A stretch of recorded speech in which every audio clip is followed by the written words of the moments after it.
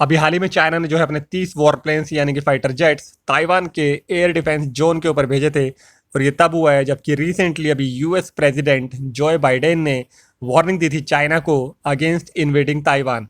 देखिए चाइना ने जो है पिछले कुछ महीनों से अपने इस एयर मिशन को जो है काफ़ी ज़्यादा इंटेंसिफाई कर दिया है, उसकी फ्रिक्वेंसी काफ़ी बढ़ा दी है और वो इसे नाम देता है कि वो ट्रेनिंग ड्रिल्स कर रहा है।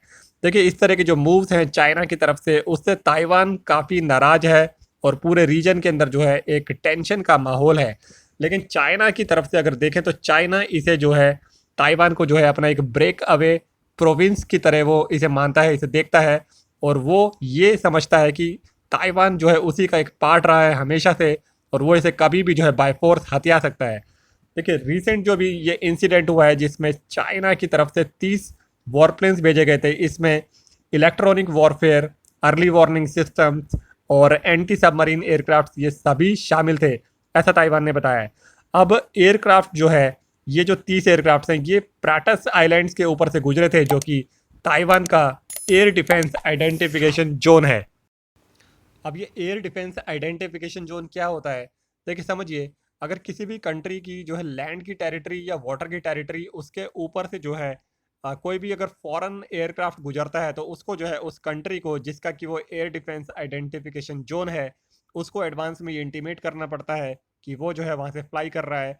इससे जो जो कंट्री है जिसका कि वो एयर डिफेंस आइडेंटिफिकेशन जोन है उसको ये फाइंड आउट करने में, ये आइडेंटिफाई करने में ईजी हो जाता है कि वो जो एयरक्राफ्ट आ रहा है वो होस्टाइल एयरक्राफ्ट तो नहीं है।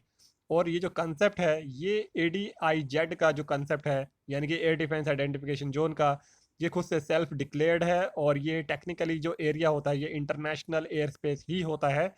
लेकिन ये कहीं भी किसी भी इंटरनेशनल ट्रीटी या फिर इंटरनेशनल बॉडी में कहीं पे भी डिफाइंड नहीं है। अब देखिए जो प्लेन्स थे जो चाइना की तरफ से भेजे गए थे, ये ताइवान ने कंफर्म करा है कि वो उसके एयर स्पेस के ऊपर से गुजरे थे, लेकिन जो उसकी मेन लैंड है उसके ऊपर से वो गुजरे नहीं थे, अदरवाइज इसको जो है हॉस्टिलिटी कंसीडर किया जाता है।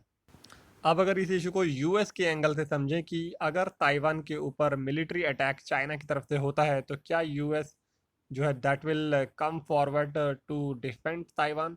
तो इसका आंसर ये है कि देखिए यूएस की काफ़ी एक लॉन्ग स्टैंडिंग पॉलिसी रही है, वो है स्ट्रेटेजिक एम्बिग्विटी ताइवान के ऊपर जिसका वो सहारा लेता है। यानी कि यूएस जो है वो डेलिबरेटरी वो डिसाइड कर सकता है सिचुएशन के हिसाब से कि वो एंटर करेगा मिलिटरली या नहीं करेगा, तो इसका वो बेनिफिट लेता है।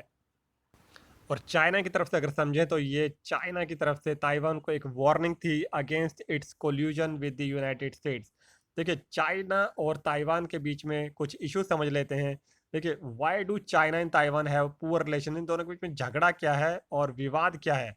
देखिए चाइना और ताइवान जो है वो सिविल वॉर हुआ था चाइना के अंदर 1940s में, तब ये दोनों जो है डिवाइड हो गए थे। लेकिन बीजिंग जो है वो ये मानता है कि ये आइलैंड जो है इसी का ही पार्ट है और वो इसे कभी भी रिक्लेम कर सकता है बाय फोर्स जब भी उसे ज़रूरत महसूस होगी।